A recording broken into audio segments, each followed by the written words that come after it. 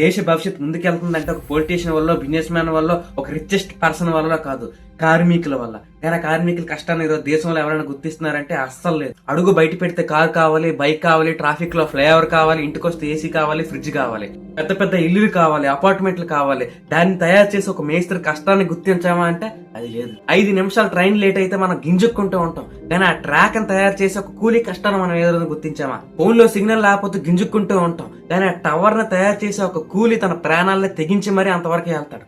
ఈరోజు ఒక స్టీల్ కావాలంటే మనకు నచ్చిన డిజైన్ లో తయారు చేసుకుంటూ ఉంటాం. కానీ ఒక మెటల్ కరగాలంటే దానికి ఎంత ప్రాసెస్ అవుతుందో తెలుసా? ఒక కార్మికుడిని 8 గంటలు అని చెప్పి 12 గంటలు వాడుకుంటూ వాళ్ళకి సరైన ఫెసిలిటీస్ కల్పించకుండా, షూ లేకుండా, హెల్మెట్ లేకుండా, మాస్క్ లేకుండా పని చేయించుకో. ఈరోజు ఒక సినిమా హిట్ అయిందంటే అది హీరో వల్ల, డైరెక్టర్ వల్ల కాదు, కిందని కార్మిక వర్గం ఎంతలా పనిచేస్తుంది, గ్రౌండ్ వర్క్ ఎంతలా చేస్తుంది అని చాలా ఇంపార్టెంట్. ఇలా చెప్పుకుంటూ పోతే ఒక్క రంగమనే కాదు, అగ్రికల్చర్ చూసుకున్నా, ఈ రంగాల్లో చూసుకున్నా సరే కార్మికుల కష్టం లేకుండా దేశం ముందుకెళ్ళదు. వాళ్ళకి చెప్పులు లేకుండా దేశ భవిష్యత్తును ముందుకు తీసుకెళ్తున్న కార్మికుల భుజాల మీద నిలబడి నేనే చేశానని చెప్పుకుంటున్న కార్పొరేట్ సంస్థలన్నిటికీ కూడా కార్మికులు లేకపోతే, లేబర్ లేకపోతే యు ఆర్ ఏ జీరో.